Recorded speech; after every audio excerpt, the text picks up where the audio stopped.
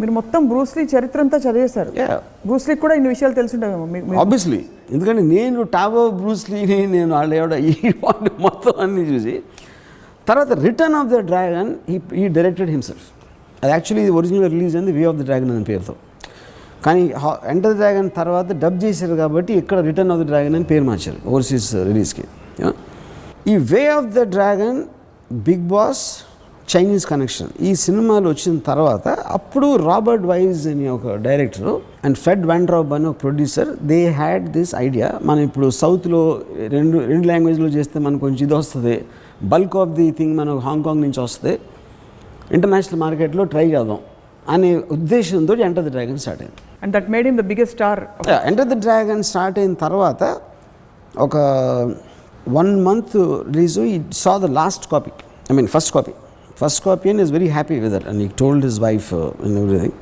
అంటే I couldn't have asked for a better platform to showcase my art అన్న దాన్ని ఆ ఫీలింగ్లో, అంటే మ్యూజిక్ దగ్గర నుంచి sound effects everything he was doing it himself ఆ టైంలో. Hollywood studios they had a very mixed, అంటే impact they can't get away, కానీ జనరల్ ఆడియన్స్ వస్తారా రారా.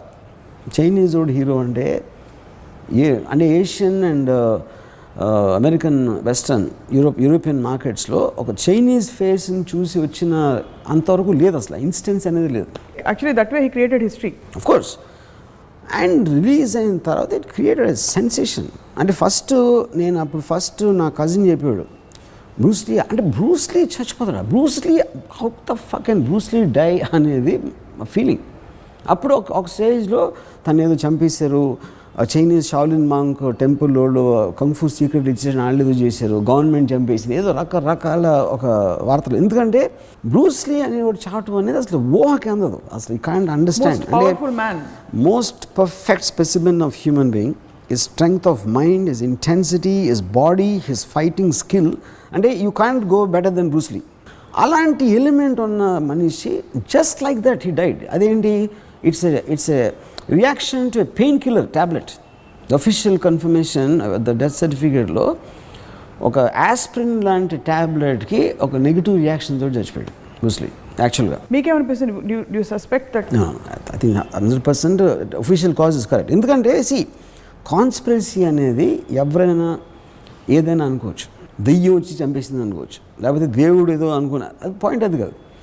ఎవెన్చువలీ అటాప్సీ రిపోర్ట్లో what is fat content was very very less, అంటే abnormally low, because use to workout some 7 to 8 hours a day, physical workout I'm talking about.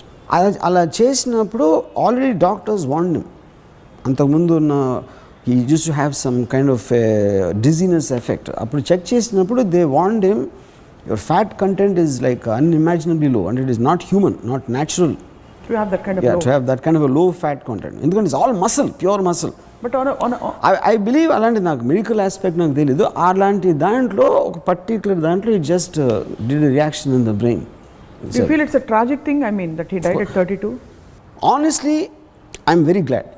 ఎందుకంటే for me is become a monument because ఈ died. అందుకే ఇప్పుడు Bruce Lee బతుకుంటే 70 years ఉండే, 70 years Bruce Lee నా వల్ల కాదు, నేను చూడలేను. అంటే మీరు అని పక్కన పెడితే, ఆఫ్ కోర్స్ మీరు అని పక్కన పెడితే ఈ టాపికే ఉండదు, బట్ మీ వరకు యూ ఫీల్ దట్ ఒక వెలిగి ఆ తర్వాత తన I mean I think it's notional weather issue. నాకు ఒక్కటేంటంటే బ్రూస్లీ లాంటి మనిషి ఇవ్వాలి ఉంటే the technology what you have in capturing him, his moments and అంటే హై స్పీడ్ కెమెరాస్ కానీ, అంటే అసలు ఎలాంటి అద్భుతమైన సినిమా మార్షల్ ఆర్ట్స్లో వచ్చి ఉండేది అనేది నా ఊహకు అందట్లేదు. బ్రూస్లీ లాంటి మనిషి వాళ్ళు ఉంటే ఒకవేళ.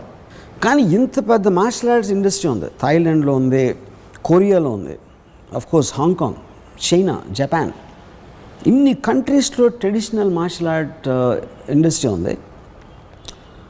They could produce one Bruce Lee more. ఎక్కడ నియరెస్ట్లీ ఎవడు అసలు బ్రూస్లీకి? ఇప్పుడు జెట్ లీ కానీ, జాకీ చాన్ కానీ, టోనీ జా కానీ, all of them they just pale in comparison to Bruce Lee, only because they don't have a philosophical theory. Or would you say that Bruce Lee was the first one to do it? Bruce Lee was the first one to do it. Not at all, not at all. కొత్తగా వచ్చిన వాళ్ళు ఎప్పుడు కూడా first వచ్చిన వాళ్ళు. That's not true at all. ఎందుకంటే ఇప్పుడు కూడా ఇప్పుడు చూసినా కూడా Bruce Lee you will feel the same impact. ఇప్పుడు I'm saying that is true, and after you saw all this, one back వచ్చింది, ప్రొటెక్టర్ వచ్చినాయి, అన్ని ఆల్ ది అంటే హీఈస్ ఆల్రెడీ ఫ్రమ్ నోవేర్, ఏమీ లేని దాని నుంచి. అంతకుముందు ఎవరు లేరు ఇలాంటి ఆద్యులు లేకపోతే పెద్ద పెద్ద మాస్టర్స్. బ్రూస్లీ ఒక చాలా పెద్ద బెంచ్ మార్క్ క్రియేట్ చేసి తర్వాత వచ్చిన వాళ్ళు ఎవరు అంత బెంచ్ మార్క్ క్రియేట్ చేయలేకపోయారు. అదే నేను ఇందాక నుంచి చెప్తుంది అదే. Bruce Lee it is the man who's created, it is not the martial art. ఐస్లో చూసిన intensity that has more fighting power than actually is punch. You know that's him as a person. ఇప్పుడు ఒక రిటర్న్ ఆఫ్ ద డ్రాగన్లో warning వేస్తాడు, ఆడ ఇలా ముందుకు వెళ్ళబోతే హీరోయిన్ ఆపుతున్నాడు.